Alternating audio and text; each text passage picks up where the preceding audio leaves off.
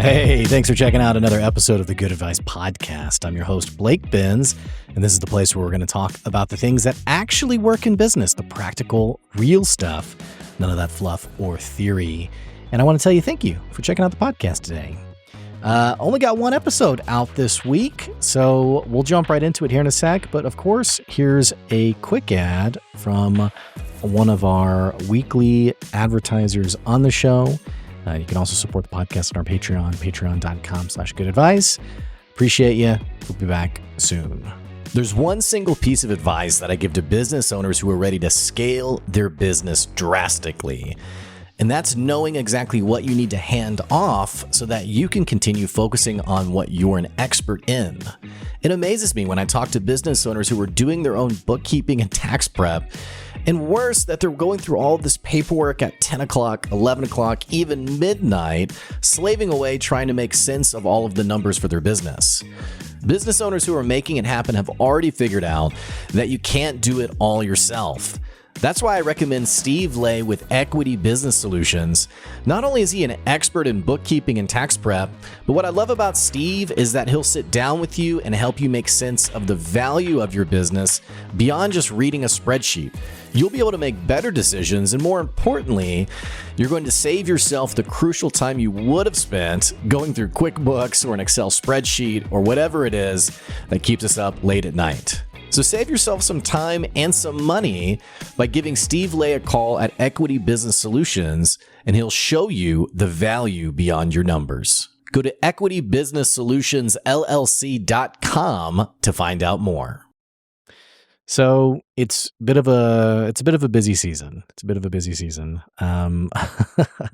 My publishing schedule, man, the newsletter, I mean, it's all, there's some shenanigans with all of it. So I got a baby due. Baby's due date was June 11th, but the doctor said that my wife is showing a few weeks earlier, which is not at all anxiety inducing. And aside from that, it's just a busy time for me and for the business. And there's a lot going on. So if you're a regular listener and you typically look forward to the 2 or 3 episodes we put out each week, you've probably noticed a little bit of a slower time. And it's just because I have so much going on with the business and in real life. And I'm also in the process of hiring a front-end web developer. So if you know somebody who is a web developer who's looking for some contract work, you can send them my way and I'd be happy to have a conversation with them. So anyway, a little bit of I don't want to say an unstructured episode. I mean, none of the episodes I do are structured, I guess, but I want to talk today about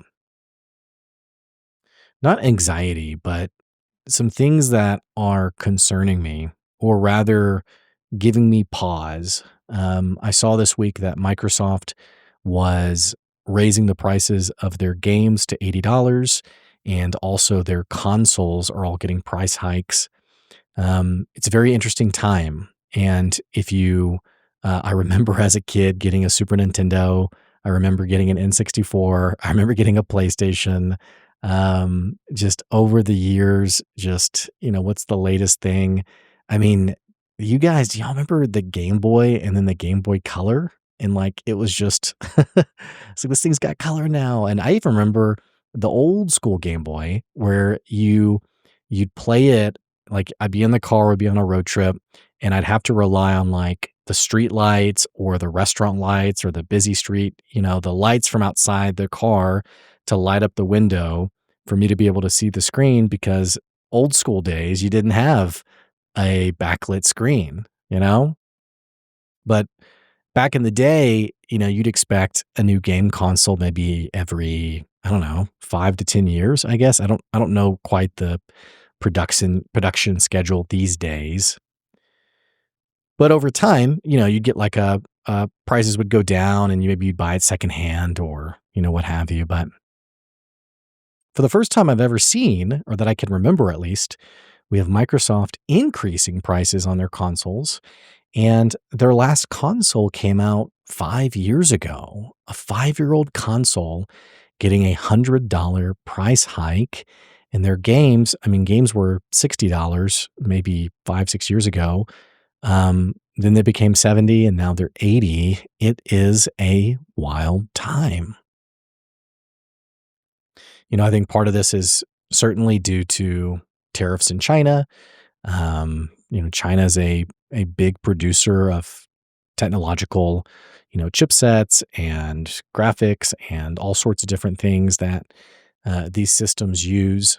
And so certainly tariffs have something to do with it. But I will say that I cannot think of another time in my life, and maybe life is just always this way. Because I was talking to my wife about it, and she said, for us, this feels unprecedented. And in some ways, maybe it is. But she said, at other points in history, there were also crises. And, and it's not to say that, none of this stuff is meaningful or that, anything like that, but just that, it's not the first time I'm trying to think how to say this. It's happened before. It will happen again. And it doesn't mean that these instances are any less meaningful, but I guess it is a small semblance of hope that the world is not ending tomorrow. I say this because some of you may be reading the news or watching the news or seeing headlines, or maybe you're panicking as a small business owner. I will say that part of me feels like some of these things don't really affect the small business owner. And at the same time, I know that they do. But I will say, and I've said this message a lot over the years, that there's always small businesses that find a way to make money. There's always small businesses that find a way to grow their business when everything else is shrinking, or when there's unsteadiness or worry or concern. There's always business owners who are figuring out a way to make it happen and grow. And, say for instance that install solar panels. You put solar panels on people's roofs. It's not to say you might not have a customer who says, because of the times we want to hold off, or we're not sure, or maybe you got to charge a little bit more. It's not to say that those things aren't happening, but it's also not to say that you're not going to find anyone who wants to put solar panels on their roof in the next year or 2 years or 3 years. What happens a lot of times in really difficult financial moments is we come face to face with how average and mediocre our businesses are. I think about this a lot for my business. I think about Good Advice and services we offer, and really it just boils down to a few things. We got the podcast side of things, we have the marketing side of things, we have the consulting side of things, and been very careful not to go beyond any of that. But when I think about what it is I sell, I really ask myself, am I truly offering something meaningful, or am I offering something that is just like everybody else? I think difficult financial times squeeze us into seeing the truth on, do I really have a meaningful business, or is it a commodity in the eyes of the consumer? And if it is a commodity, if it is average, then people will do what they typically do anytime there is competition present, and anytime they are looking at things that all look fairly the same, they will go to the lowest price. Unfortunately, when times are hard, when financial times are hard, when the economy is having a tough time, this is nothing new. Honestly, over the last 15 years, we've gone from one financial crisis to another. More often than not, we think that people will stick with us, that they'll continue to buy from us, that they'll see the value and the blood, sweat, and tears that go into our business. And the fact of the matter is that many times that is not the case. My encouragement to you as you think about maybe answering the question, how am I going to make it? How am I going to press forward? How am I going to grow my business? If we go into a recession, if we're already in a recession, how am I going to continue to grow the brand? My encouragement would be you have to continue to get better. You have to continue to get better. I think this is in a number of places, by the way. I think for some people, this is like customer experience. What you deliver on, product's fine, but, you know, the customer experience is very transactional.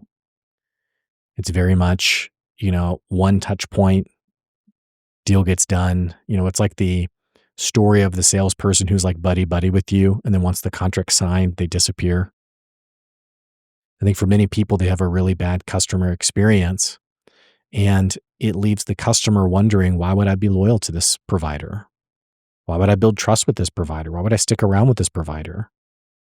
So when times are hard and when companies are looking to save money, if there's no relationship there, it's a no-brainer. I think for other people, the actual product isn't great. You you love what you sell, you believe in it, but you've never actually put it up against its competitors. And there's like a really old video. Maybe you've seen it. I say really old. It's not that old. It's maybe 10 years old. I don't know the context of it.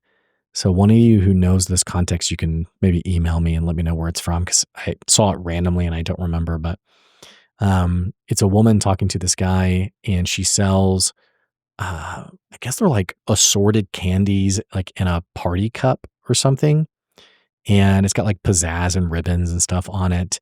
And um, I'm butchering it, but basically she like puts it on the table, and the consultant, he's like, well, like, what's special about this? And she's like, well, it's really awesome. Look at it. Look how decorated it is. And then he pulls out a competitor that literally you would think it's the exact same thing, looks exactly like it.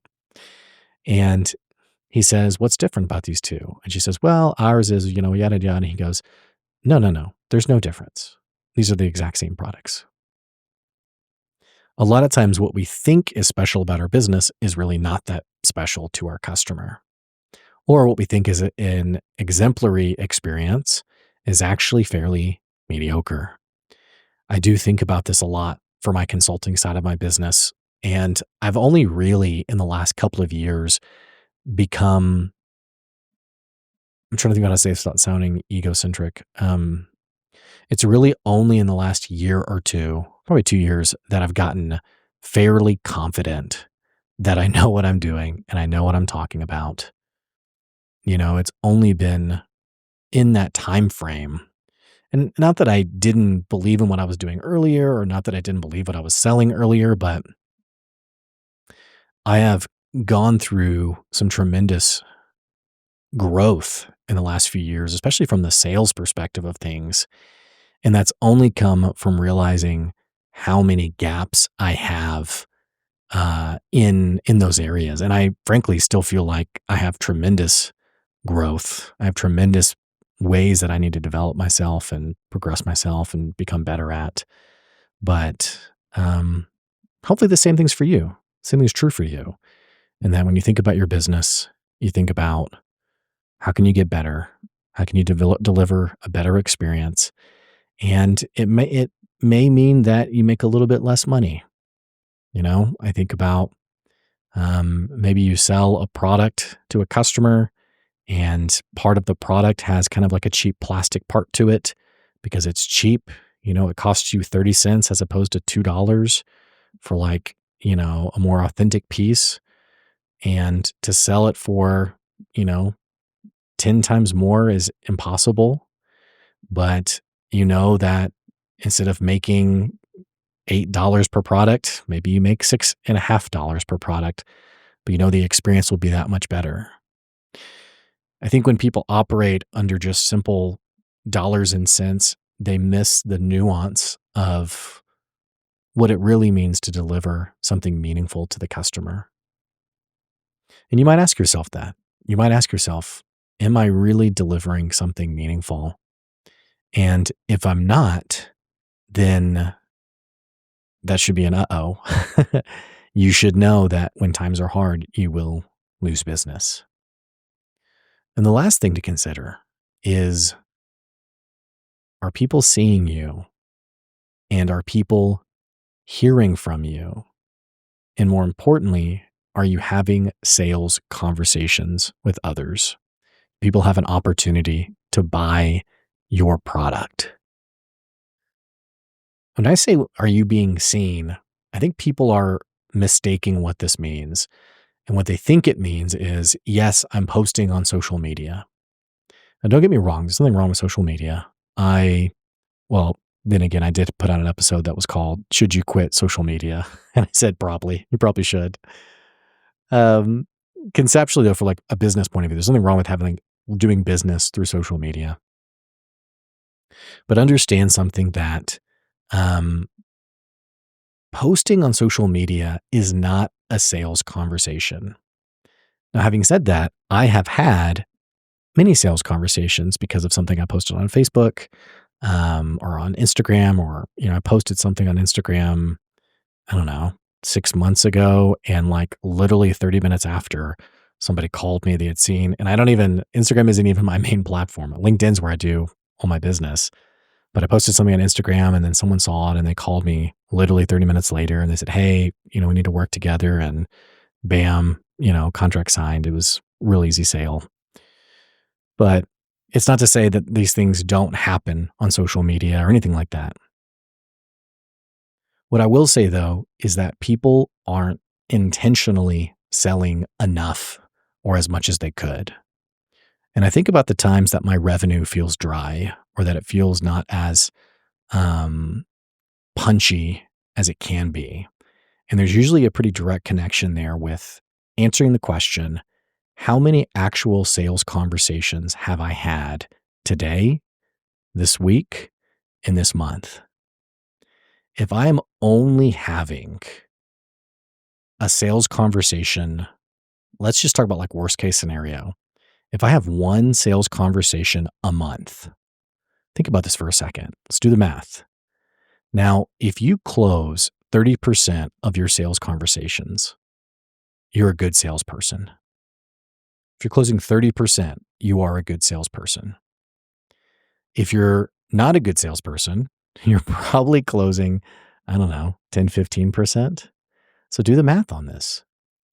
If you're only having a sales conversation once per month, so you're having 12 a year, and you're only closing 10% of those, that means that you are making about a sale a year.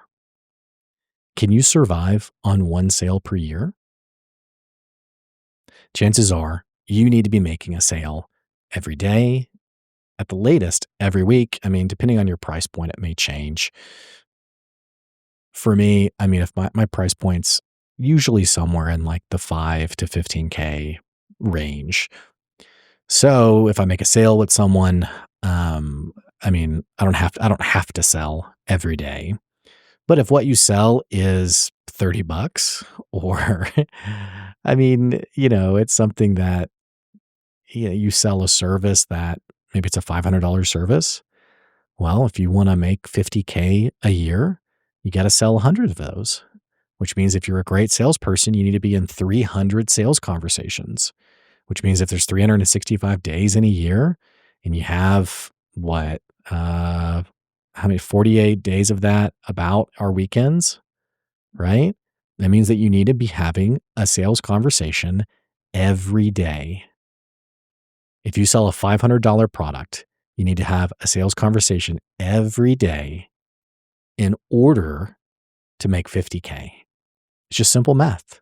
Now, granted, as you grow the business and as you do more business, this is also part of the magic of having happy customers.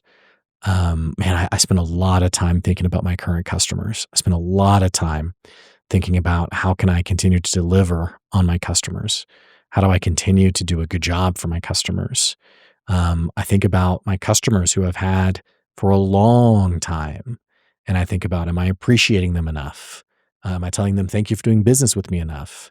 I'm thinking, am I delivering still on what they, and part of this is, I think, me holding myself to a little bit too high of a standard in the sense of, Every month doesn't have to be like latest and greatest, like newest thing. Like, here's what we're going to do this month. I mean, sometimes people just pay for a service that, they just keep that service for however long.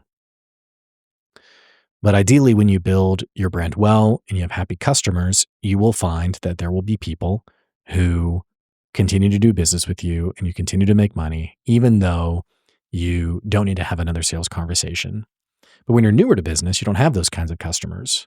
And so again, if you want to get to a $50,000 business, you need 300 sales at $500 each. If you want to get there at, am I doing, all of a sudden I'm like, wait a second, am I doing this math right? Hang on. 50,000. Yeah. Cause if you close a third of them, that's 100. So yeah. Okay. All of a sudden as I was like giving this example, I was like, well, wait a second. Am I an idiot or no, we're good. We're good. If you're closing a third, it means you're closing about 100 out of the 300 at $500. It's about a $50,000 a year business. Now, and again, there's more nuance there. In some cases, you don't need to have like a sales conversation. Sometimes people buy through a website or what have you. So, there's more nuance than how I'm painting it up. But going back to my original point, when times are hard, are you staying visible? Are you staying visible with your buyer? Are you having conversations with your buyer? Are you talking to people who need your service? Chances are, if you're struggling, you're not. So where are your customers? Where can you find them? Where can you talk to them? These are all important questions to ask. And I'll leave with this. When things are hard financially, remind yourself that someone is making money. Someone is growing their business. I've told this story 10,000 times on the podcast, but back in 2020 was a hard time for many businesses. And I'll never forget a customer of mine who I was on a call with the CEO and his team and some of his employees. And he said, we just closed our biggest year ever in the history of the business. Bigger than the year before, bigger than 2019. It's a business at the end of 2020 had an all-star breakout year. So somebody's making money. Someone's doing well. Why can't that be you? Think about these things. Think about how you can be growing your business and don't be passive. Don't be the person who says, it's the economy. It's nothing I can do. It's out of my control.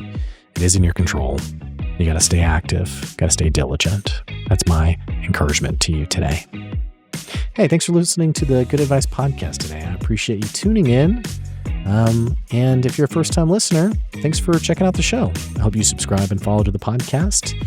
And beyond that, again, you can support the podcast for as little as $5 a month on our Patreon, patreon.com/goodadvice. Thank you so much to our supporters and subscribers to the podcast. That's today's Good Advice. I'll catch you later. See ya.